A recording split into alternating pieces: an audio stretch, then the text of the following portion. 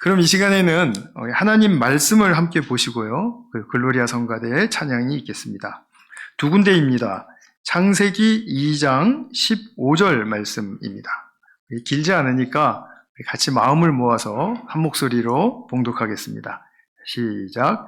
주 하나님이 사람을 데려다가 에덴 동산에 두시고 그곳을 맡아서 돌보게 하셨다. 아멘.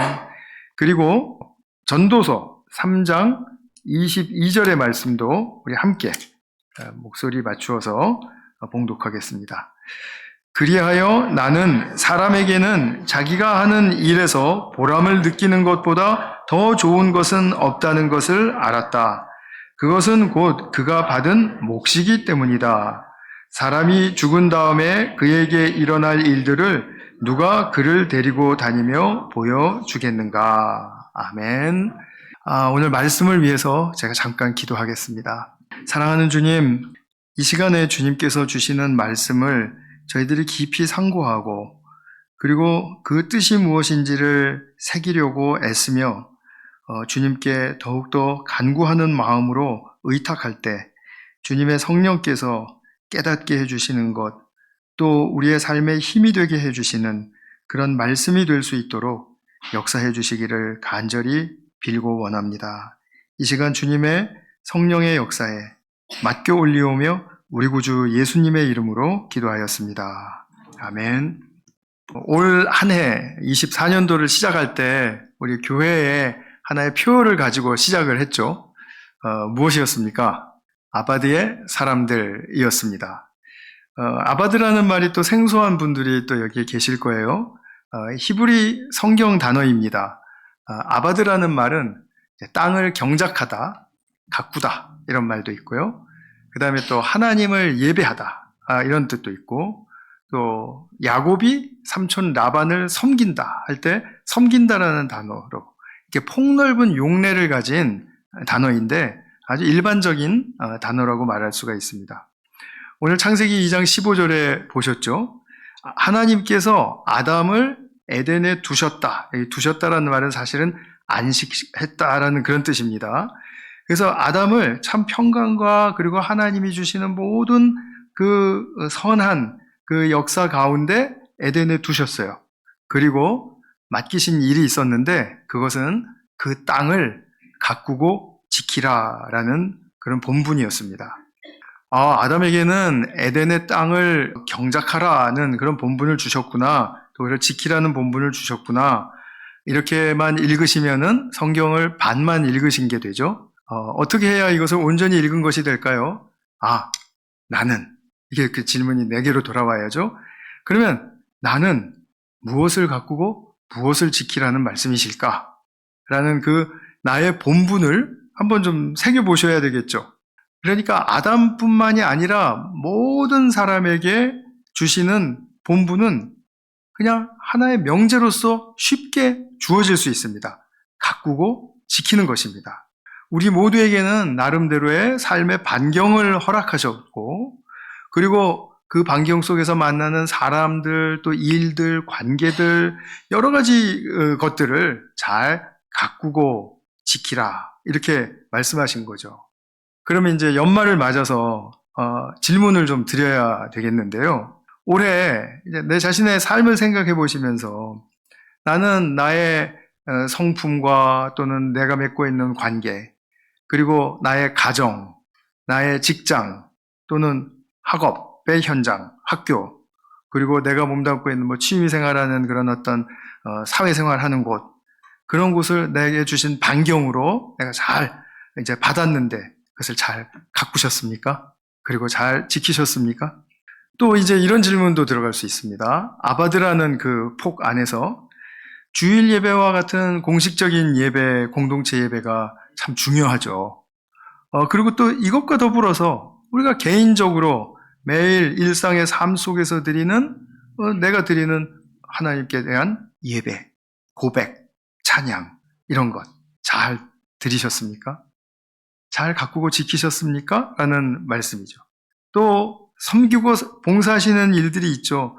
누구나 다 우리가 가족의 일원이면 가족을 섬기는 것이고요. 가정을 섬기는 것이고, 교회의 일원이면은 뭐 크게나 작게나 보이는 대로 또는 보이지 않는 대로 봉사와 섬기는 일들이 따라오게 마련이죠.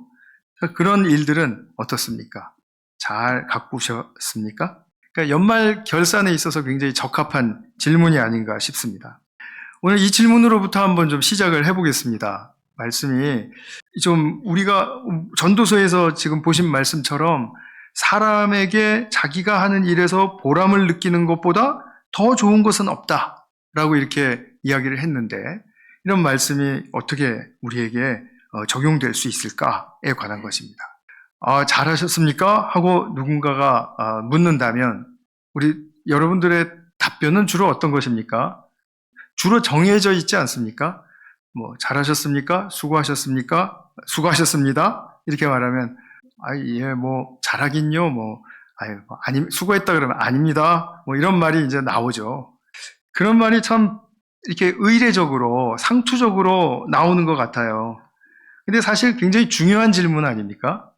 인생을 잘 살아오셨습니까? 라는 그런 폭 안에서 우리에게 들려지는 그런 구체적인 질문들이죠.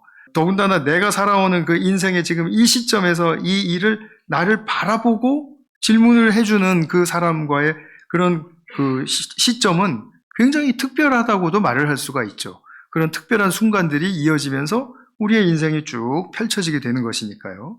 근데 이것이 답변하는 우리의 입장에서 이제 그 질문의 의도를 잘라버리는 그런 결과를 가져오는 것 같아요.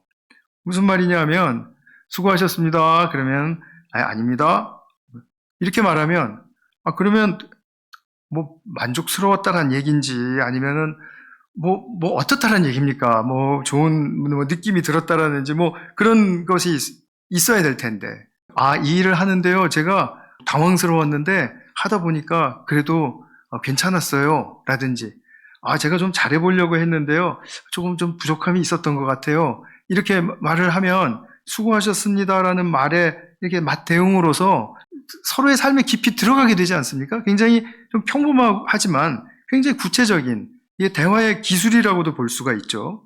근데 그냥 단답형으로 딱 끊어버리면, 의례적인 말로 끊어버리면, 그러면 오히려 이것이 우리의 삶에 불만족을 가져다 줄 수도 있고, 괜히 부족한 것들이 좀 이렇게 더 드러나게 되는 것 같기도 하고, 또 좀 심한 경우에는 실패감 같은 것도 느낄 수 있고, 오늘 반주자님 지휘하시느라고 수고하셨습니다.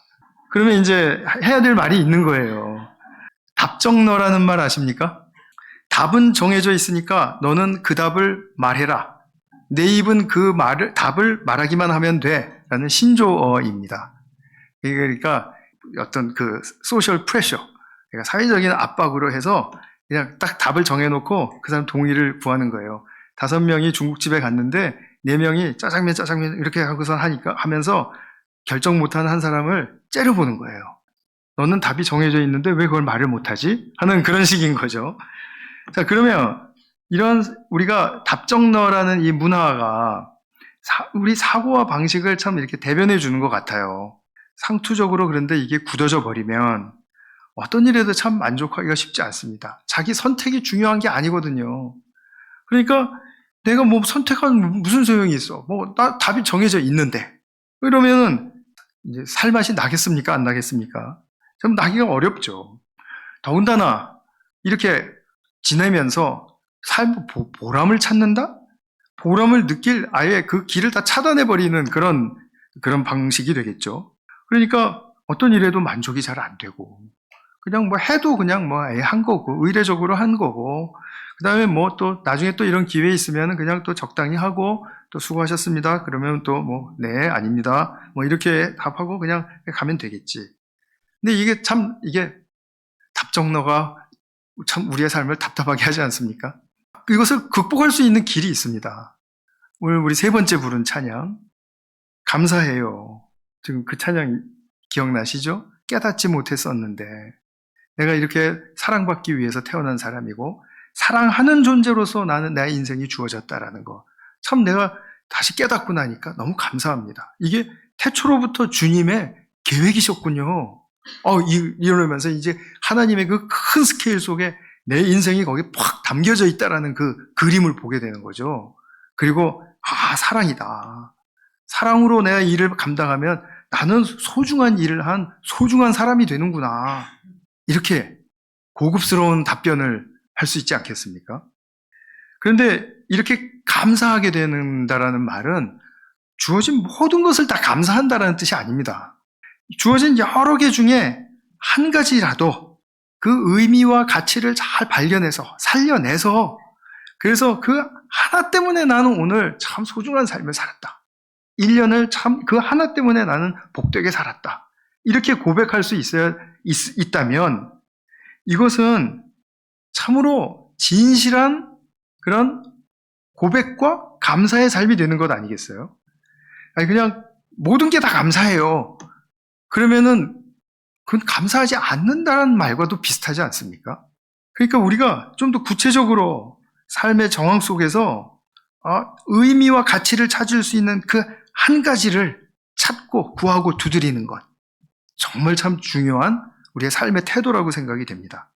그렇게 되면 이 한 가지에서 의미를 찾았던 것, 그와 또 주변에 있었던 다른 한 가지에서 의미를 찾게 되고 시간이 흘러가면서는 또 그것과 연결된 많은 것들의 의미와 가치를 찾게 되어서 야, 내 인생이 정말 하나님이 주신 가치로 가득하구나. 이건 옛날에 내가 가치 있는 줄 몰랐는데 이게 진짜 참 너무나 내 인생에 보람을 느끼게 하는 것이었구나. 이렇게 고백할 수가 있게 된다면 그것은 바로 제가 종종 말씀드리지만 통합적인 사람이 되는 겁니다. 여러 일들이 연결된 그 가치들을 내가 잘 이렇게 누릴 줄 아는 거예요. 취하고요. 그러면서 하나님이 우리에게 원하시는 확장형의 인간이 되는 거죠. 자, 생육하고 번성하고 충만하라, 정복하고 다스리라 이런 인간에게 주신 본분이 있었죠. 이 말들은 전부 다 확장의 개념을 가지고 있지 않습니까?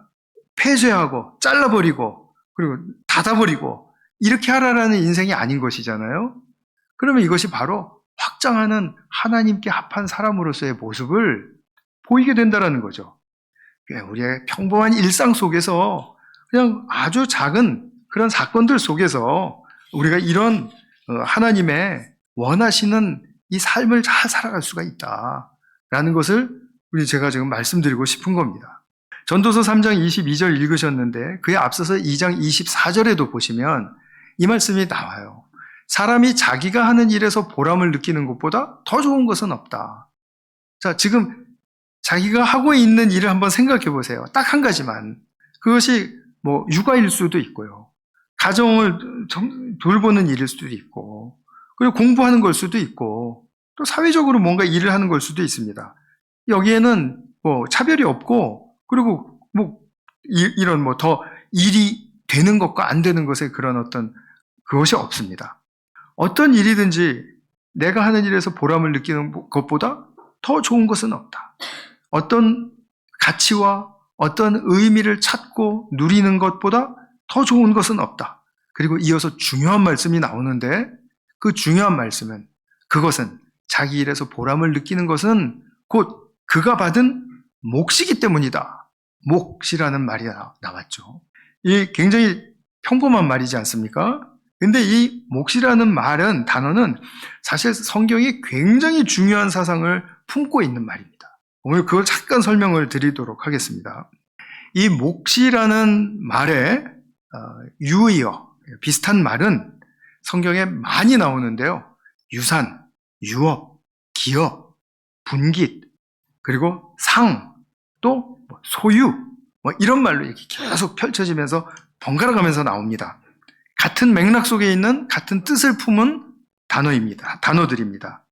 예를 들어서 두 군데만 보시면 민수기 18장 20절에 보면 이제 하나님께서 아론 제사장이죠. 대제사장에게 이제 하시는 말씀이세요.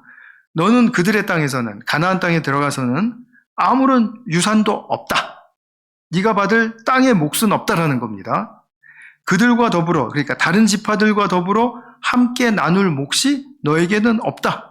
두 번 강조해 주셨습니다. 그런데 이스라엘 자손 가운데서 네가 받은 네가 차지할 유산은 바로 하나님이시라는 거예요. 그러니까 어떻게 우리가 하나님을 소유하겠습니까? 하나님이 예비해 놓으신 모든 하늘의 것들, 하늘에 속한 것들, 그것이 다 내 것이다. 그러니까 그 몫을 잘 받아서 백성들에게 그 하늘의 몫을 잘 나눠주는 일도 해야 된다는 것을 지금 암시하고 있는 것입니다. 여기 보면 유산, 몫이라는 말이 번갈아 가면서 나오고 있습니다. 에스겔서 47장 13절 보시면 이스라엘 12지파에게 이제 출애굽하고 광야 거쳐서 가나안 땅 들어갔을 때 이스라엘 12지파에게 이 땅을 나누어 무엇이 되게 하라 하냐면 기업이 되게 하라 하되 요셉에게는 또 두 몫이니라 이렇게 말씀하세요. 그러니까 다른 각 지파들은 한 몫씩 받는데 이제 요셉은 아들 에브라임과 므낫세가 있으니까 두 몫을 주는 것이다 이렇게 말씀하시는 거예요. 그래서 이것은 하나님이 당신의 백성들에게 주시는 아주 소중한 하늘의 가치를 담은 우리의 유산입니다. 우리의 기업이고 우리의 소유가 된다는 것입니다. 이것을 위해서 좀 더 깊은 말씀을 좀 나눠서 드려보면요. 첫 번째로는 이 몫이 왜 중요한가예요. 이 몫을 받는 것이 왜 중요한가. 땅에서 살지만 땅에 속한 몫도 받습니다. 예를 들면은 우리 가정이라든지 교회라든지 아니면 직장이라든지 여러 가지가 있을 수 있겠죠. 그러면 그것도 필요한 것들이 있지 않겠습니까? 가정 생활하는데 교회 생활하는데 필요한 것들이 있겠죠.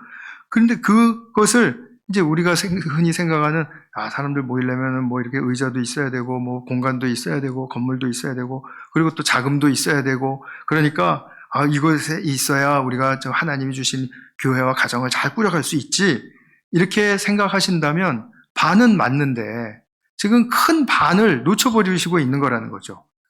그것만 가지고 땅에서 주신 우리의 소명의 삶을 잘 감당할 수가 없다라는 것입니다. 다시 말하면 삶을 제대로 살 수가 없다 이런 말씀입니다. 성경이 말씀하는 그런 진실하고 참되고 선한 삶을 살 수가 없다 이런 말입니다. 그럼 무엇이 필요합니까? 땅에 속한 것들도 우리가 받지만 하늘에 속한 것들을 받아야 된다는 것입니다. 하늘에 속한 것들이 무엇입니까? 하나님의 성품이 그러해요. 하나님의 사랑과 자비하심과 하나님의 인내와 절제와 그리고 배려와 친절과 이런 모든 것들, 하나님의 속한 그 성품들, 우리에게 너무 필요한 것들이에요. 그렇지 않습니까? 하나님의 지혜가 또 필요해요. 우리가 삶을 살아가면서 땅의 방식대로만 하려고 그러면 항상 우리가 올무에 빠지게 되죠. 덫에 걸리게 됩니다. 그런 일들을 비일비재하게 우리 사회면 뉴스를 통해서 많이 보지 않습니까? 하늘의 것을 찾지를 못하고 구하지 못하고 말도 하지를 않으니까. 그러니까 우리는 하나님 나라에 있는 것 진선미, 진실되고 그리고 선하고 아름다운 것, 이거 하나님께 속한 이 진리에 관한 것들을 우리가 좀 누려야 된다. 받아서 우리가 취해서 그래서 그것을 좀 잘 활용해야 된다. 그래야 내가 삶다운 성경적인 삶을 살 수 있다라고 그렇게 생각할 수 있게 되는 거죠. 그래서 이 하나님이 주시는 몫을 받는 것이 필수적이면서도 매우 중요한 것입니다. 그러면 두 번째로 이 몫은 누가 발견할까요? 오늘 주제에 따라서 아바디의 사람이 발견을 합니다. 소명의 길을 하나님의 뜻대로 잘 가꾸고 지키는 사람. 아바디의 사람이 이 몫을 취하는 것입니다. 하나님의 뜻대로 가꾸고 지키려고 하지 않는 이 원리조차도 잃어버린 사람들은 주어도 그것이 몫인 줄 모릅니다. 세상 사람들이 하늘에서 내려주시는 축복을 받아도 그것이 하나님이 주신 것이구나 하고 모르는 것처럼 다 그렇다라는 거죠. 그러니까 아바디의 사람이야말로 그 하늘의 몫을 받아서 그래서 이것이 바로 하나님이 주신 내게 구체적인 선물이야 라고 고백까지 할 수 있다면 그러면 그것은 너무 훌륭한 그 몫을 받는 사람이 되는 것이죠. 물론 사람마다 이제 가꾸고 지키는 아바드하는 과정에서 또 그 걸리는 시간이라든지 아니면 방법이라든지 조건이라든지 이렇게 다 다르겠죠. 그러나 이 원리만은 분명합니다.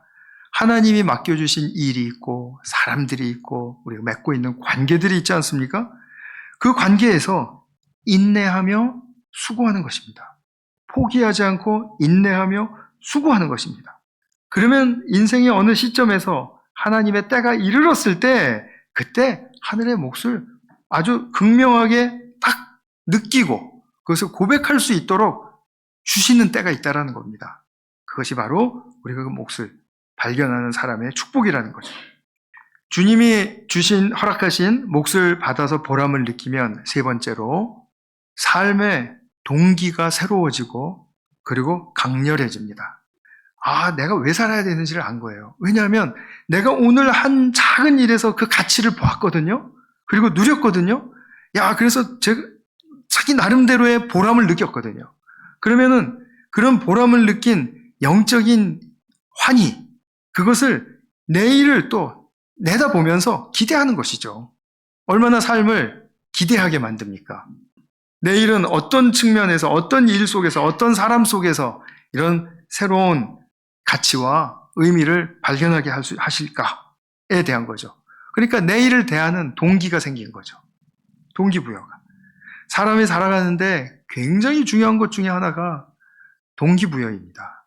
사람은 동기부여의 존재이다 라고 말을 해도 절대로 틀린 말이 아닙니다. 남녀노소를 막론하고 내가 설사 내일 죽는 그런 어떤 그런 일이 닥친다 할지라도 내가 내일을 맞이할 수 있는 동기부여가 있는 것과 없는 것은 아주 커다란 삶의 질의 차이를 만들어내는 것이죠. 특히 요즘 100세 시대인데 100세 넘어가면서 사시면서도 또 활동하시는 분들까지 있지 않습니까? 크리스찬 철학자 김영석 교수님 많이 말씀 들어보셨죠? 올해 104세 지내셨어요. 만으로. 1920년생이시거든요. 근데 아직도 활동을 하세요. 강연하시고 아침마다 1시간씩 수영하시고 그리고 또 이제 대통령한테 조언도 하시고 이렇게 하세요. 이분 고백이 본인이 인생에서 가장 즐겁기도 하고 왕성하기도 한 때가 65세에서 75세 사이였다라고 말씀을 합니다. 65세 때 이제 교수시니까 은퇴를 하셨잖아요. 근데 본인이 65세 은퇴하실 때까지는 강 속에서 사는 것과 같았대요. 흐르는 강물에. 그런데 은퇴를 하고 나니까 바다에서 살게 되더라는 거죠. 큰 대양에서 살게 되더라는 거예요. 그러면서 자신의 그 철학적 그 분야에서 책을 쓰려고 했던 것을 70%가 넘는 그 분량을 65세에서 75세 사이에 해내셨다라는 거예요. 그러니까 이분은 인생에 대한 동기부여가 있으니까 그냥 더 넓게 보고 더 활동적인 것이죠. 물론 건강이야. 그거는 자기 마음대로 되지 않는 부분이 얼마든지 있기 때문에 이분 같지는 않을 겁니다. 누구든지. 그렇죠? 근데 삶에서 보람을 느끼면 나름 동기부여가 확실한 삶을 살게 되고 이렇게 활력 있는 삶이 우리에게 이어질 수 있다는 것. 이것이 바로 나의 삶의 퀄리티, 질을 결정하게 된다라는 거죠. 나의 삶의 질을 결정하는 것은 다른 어떤 외부적인 것이 아닙니다. 내게 달려있는 것입니다. 저도 늘 그것을 상기하면서 살려고 애를 쓰고 있습니다. 근데 여기에 큰 문제가 있습니다. 문제가 있는데요. 그 문제가 뭐냐 하면 하나님은 이렇게 아낌없이 풍성하게 이 몫을 부어주실 그 사람을 찾고 계시고 그리고 그 부어주시기를 원하세요. 하나님이 절대로 째째하시거나 이렇게 닫아놓고 리미트를 정하시는 분이 아니시거든요. 그래서 풍성하게 이 몫을 부어주시기를 원하는데 사람이 너무 자기중심적인 자아에 빠져서 살아서 열리기는커녕 오히려 날이 갈수록 더 다치고 그리고 또 비판하는 눈과 말만 늘어나고 이렇게 되니까 하나님이 주신다고 하는 이 몫에 대한 안목이 열리지가 않는 것입니다. 그리고 거기에 대한 거룩한 열망? 이거는 먼 나라 이야기가 된 것이죠. 그래서 우리에게 누가 필요하십니까? 예수님이 필요한 겁니다. 하나님의 몫에 대한, 하나님이 주시는 몫에 대한 그런 거룩한 기대를 가지고 그것이 동기부여가 되는 사람을 그렇게 만나보기가 쉽지가 않기 때문입니다. 심지어는 교회 안에서도 그러합니다. 땅의 것들만 채워주시면 좋은 거예요. 하늘의 것에 대한 관심이 생기지 않을 수밖에 없었던 이유는 그것에 대해서 누가 소개해주는 사람도 없고, 그것에 대해서 나누는 그룹도 없고, 그것에 대한 나의 지식도 뭐 영 형편없고, 그러니 클루가 안 잡히는 거죠. 클루가. 그러니까 하늘의 몫은 뭐 딴 건가 보다. 땅에서 찾을 수 있는 것이나 잘 찾자. 성실하게 착하게 살면 또 하나님이 더 큰 복을 부어주시겠지. 이게 지금 하나님이 원하시는 것에서 조금 멀어져 있다라는 생각 드시죠? 그런 거죠. 그래서 우리 예수님이 필요한 거예요. 아담이 실패한 가꾸고 지키는 일, 그거를 회복해 주시려고 예수님이 오신 것입니다. 아담의 치명적인 실수는 뱀의 공격으로부터 자기의 삶의 자리, 에덴을 지키지 못한 것입니다. 이거 다 아는 이야기이시죠? 그죠? 뱀의 공격받아서 에덴을 지키지 못했어요. 지키지 못하고 나니까 아담이 맺은 하나님과의 관계, 아내와의 관계, 피조물과의 관계, 이런 관계들을 잘 가꾸고 지킬 수가 없게 되어버렸습니다. 왜냐하면 이 관계를 회피하는 게 일이었어요. 아내에 대해서는 아내 때문에 저렇게 됩니다. 그리고 아내를 이렇게 자기의 삶의 영역에서 딴 사람 취급하는 겁니다. 원망하면서. 하나님께 대해서는 하나님 제가 잘못했는데요. 그리고 하나님께 더 바짝 나가기보다는 숲속에 숨는 겁니다. 하나님이 나를 찾으시니까 제가 두려워서 숨었습니다. 이러면서 자기 한탄하면서 숨는 것입니다. 그러니까 가꾸고 지키는 일이 제대로 될 수가 있었겠습니까? 없죠. 그러니까 아바디의 본분을 못 지킨 것이죠. 이것은 곧 인생을 피폐하게 만드는 것입니다.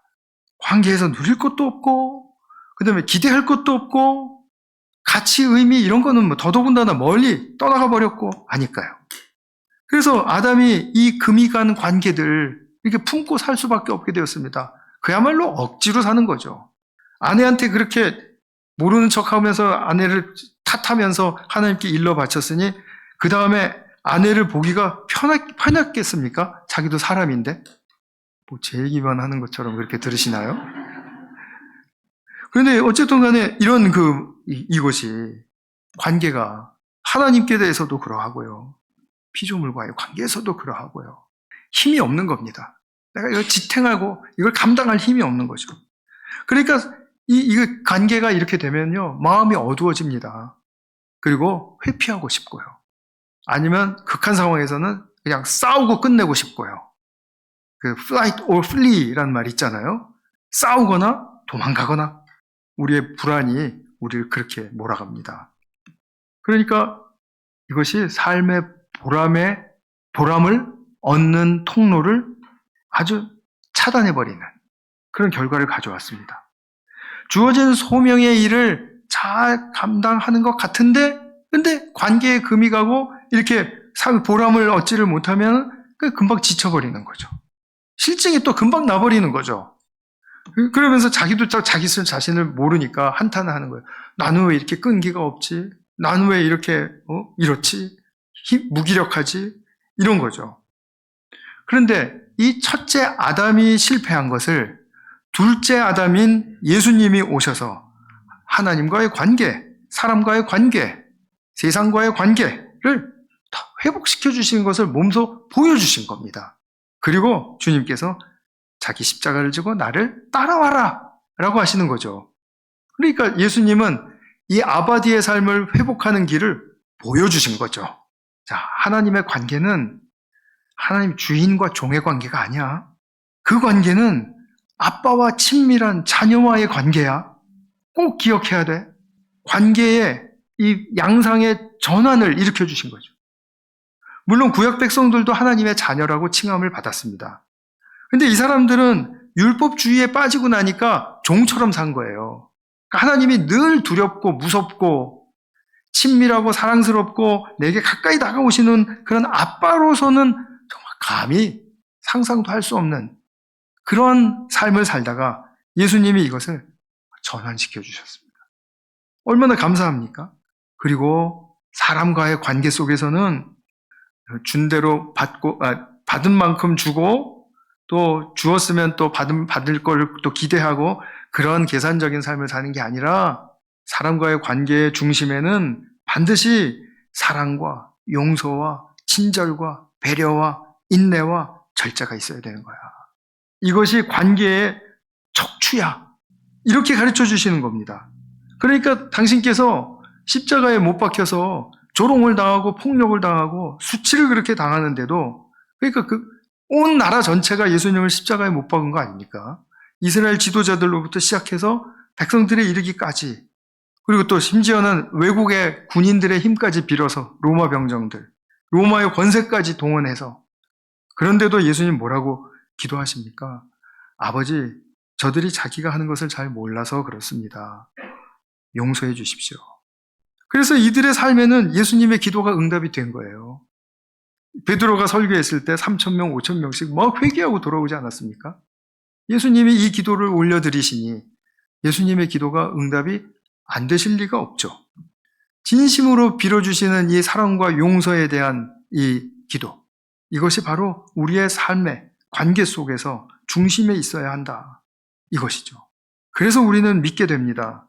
삶의 보람을 느끼며 하나님이 주시는 하늘의 유업, 몫을 받는 길은 바로 예수님이 몸소 관계를 가꾸신 아버지의 본을 따르는 것이다 라는 것을요. 예수님을 따라가는 삶이다. 올 한 해 사시면서 보람을 많이 느끼셨습니까? 많지 않으셔도 됩니다.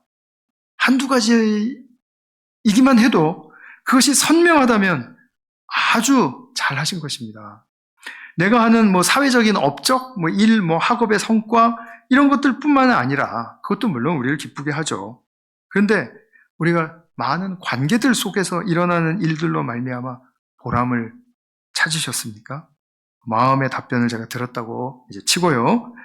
혹시 억울하고 힘든 일을 당하신 경우도 있었겠죠.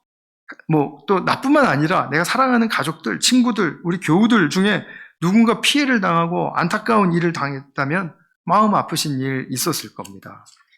그러면 우리는 도대체 누구 때문에 그런 거야? 이게 나오죠. 희생양 잡아야죠. 인간의 아주 못된 습성이거든요. 희생양 잡는 거. 저 사람 때문에, 저것 때문에, 대통령 때문에, 원망의 마음이 들고, 미움도 가득해지고, 생각만 해도 피가 두 배로 빨리 돌고, 복수심이 막 생기고, 이런 적은 또 올해도 저만 있었던 것으로 이렇게 하죠. 네. 이런 감정과 이런 부정적인 감정이 내 마음과 생각 속에 치고 들어오는 것을 우리는 막을 재간이 없습니다. 이거는 그냥 인정을 하셔야 됩니다. 그런데 문제는 뭐냐면 이런 부정적인 감정이 내 마음과 생각 속에 치고 들어왔을 때 이것을 방치해 둘 것인가 아니면 어떻게 내가 대처할 것인가는 나의 선택에 달려 있습니다. 그래서 누구 때문에라는 그런 어떤 분명한 확신이 들었다 할지라도 이것을 내가 대처하는 길 속에서는 누구 때문에라는 말은 절대로 해결해 주지 못한다는 것을 우리는 알게 되는 것이죠. 그래서 우리가 할 수 있는 일은 뭐냐면, 자, 주님이 내게 몸소 보여주신 저 아바디의 삶의 모습, 자, 그것에 대해서, 즉 예수님의 그 선하심과 아름다우심과 또 진실하심, 그것에 대해서 나의 이성을 자꾸 깨우는 것입니다. 나의 생각을 깨워서, 나의 안목을 자꾸 열어서, 그래서 그것에 집중하면서 나의 말과 행동은 좀 절제를 하는 거예요. 참는 겁니다. 그리고 주님이 어떤 일을 드러내실 때까지 나의 성품을 유지하면서 기다리고 버티는 것입니다. 그것을 성경 단어로 인내라고 합니다. 우리가 세상에서 쓰는 인내라는 단어와 성경에서 쓰는 인내가 다른 것은 뭐냐면 우리는 주님이 어떤 일을 드러내실 때까지, 그때까지 버티는 것을 인내라고 한다면 세상에서 인내는 내가 할 수 있는 만큼까지 하는 것을 인내라고 하죠. 근데 만약에 주님이 어떤 일을 하실 때까지, 어떤 말씀을 주실 때까지, 또는 어떤 변화를 일으키실 때까지, 그때까지 내가 기다리고 그리고 인내한다면 그 모습은 하나님이 너무 칭찬하실 만한 모습이다, 행동이다 라고 성경은 우리에게 줄창 이야기를 해주는 것입니다. 특히 신약 성경 서신서에서요. 고난과 고통을 당하고 있는 그 교우들에게 지금 그 말씀을 주시고 있는 겁니다. 주님이 보이신 사랑과 용서의 삶을 추구하는 것이 삶을 올바르게 아바드, 가꾸고 지키는 길입니다. 올해 그래서 말씀드린 것처럼 한 번이라도 이러한 사랑과 용서 위에 비판과 판단을 좀 절제하고, 그리고 서로 불쌍히 여기고 서로 친절히 대하고, 이 친절히 대한다는 말은 내가 할 수 있는 만큼 하는 것이 아니라 상대가 유익을 얻는 정도까지 내가 베풀어 주는 걸 친절이라고 이야기를 해요. 마음의 위로를 얻든지, 아니면은 육신의 도움을 얻든지, 아니면 경제적인 어떤 도움을 얻든지, 이렇게 해서 그렇게 상대가 유익을 얻게 하는 것을 하는 행동을 친절이라고 한다라는 거죠. 이것도 성경에 엄청 반복돼서 나오는 말씀이죠. 그러면 주님은 반드시 우리를 그냥 내버려 두시지 않습니다. 삶에서 보람을 찾게 하시고, 이것이 바로 하나님이 주신 유업이고 하늘에 속한 몫이다 라는 것을 분명히 가르쳐 주실 것입니다. 이렇게 제가 말씀으로 해서 듣고 이해하는 것보다는 본인이 경험을 해서 딱 깨닫는 것, 절감하는 것, 그것이 진짜 경험이죠. 진짜 지식이 되는 것이고요. 이것이 바로 신앙생활의 진수인 것이죠. 이것이 빠진 신앙생활이라는 것은 어떤 진수를 이야기할 수가 없습니다. 아바디의 삶에 실패했다. 첫 아담처럼요. 그러면 신앙생활의 진수 못 지킨 것이죠. 아무리 자기가 다른 걸 열심히 해서 성과를 내고 했다 할지라도 마음은 계속 헛헛하고 지치기 십상이고, 그리고 탓하기 쉽고, 이렇다면 그것은 무슨 그게 신앙생활의 진수를 지키는 것이겠습니까? 그래서 이 신앙생활의 진수를 잘 새기시기를 바랍니다. 제가 설교를 맺으면서 예수님께서 돌아가시기 전날 밤에 이제 하나님께 드리셨던 그 기도 한 말씀을 좀 들려드리고 싶습니다. 요한복음 17장 13절에 보시면 예수님께서 이제 아버지께로 갑니다. 내가 세상에서 이것을 아뢰는 것은 내 기쁨이 그들 속에 차고 넘치게 하려는 것입니다. 기쁨하면 우린 또 굉장히 그 감정적인 즐거움과 또 환하고 빛나고 하는 그런 그 분위기를 생각을 하시죠. 그러나 그건 기쁨의 일면이긴 하지만 성경에서 진짜 예수님이 지금 여기서 기쁨이라고 말씀하실 때 품은 뜻은 지금도 이러한 상황 속에서 내 속에서 솟아나는 이 진짜 참 생명의 활력, 그것이 바로 그들 속에도 차고 넘치게 하려는 것입니다 라고 다시 좀 약간 리프레이즈 하셔서 해석을 하시면 더 좋을 것 같아요. 예수님은 당하시는 고난 속에서도 생명의 힘이 속에서 차서 우러나오는 것을 그대로 용서의 기도로 표현을 하셨고, 사람들에게서 인내로 나타내 주셨고, 또 그런 모습으로 드러내 주셨거든요. 그런 것을 기쁨이라고 표현을 한다라는 겁니다. 기쁨 이퀄 참 생명의 힘이라고 보시면 되죠. 그래서 본질적으로 이 참 생명의 힘이 높아지면 사랑과 용서의 또 충만을 또 이루게 되고, 그러다 보면 또 생명의 힘이 더 높아지고, 그러다 보면 사랑과 용서의 그 충만이 더욱더 풍성해지고, 이렇게 해서 시너지 효과를 내면서 우리의 삶이 하나님 보시기에 가득 찬, 꽉 찬 인생이 되는 거죠. 2024년을 보내시면서 이와 같은 삶의 보람이 부유하게 느껴지시기를 바라고요. 바라기는 내년 2025년도에는 정말 하나님이 우리에게 주시는 삶의 몫이 무엇보다도 언제보다도 더 풍성한 그런 한 해가 되실 수 있기를 축원합니다. 기도하겠습니다. 하나님 아버지 감사합니다. 오늘 우리가 삶의 보람을 채워주시는 그 주님의 이 뜻과 또 역사를 우리가 함께 살펴보았습니다. 주님, 우리의 인생 속에서 정말 이 예수님의 기쁨, 생명의 힘이 넘쳐나게 되는 그러한 복된 역사가 우리 모두에게 일어날 수 있기를 간절히 소망하고 또 빌어 올립니다. 주님, 저희들을 정말 잘 가꾸어 주셔서 또 우리도 또한 우리 주신 삶의 자리를 잘 가꾸고 지켜낼 수 있는 그런 축복의 아바디의 사람들이 되게 하여 주시옵소서. 우리 구주 예수 그리스도의 이름으로 기도하였습니다. 아멘.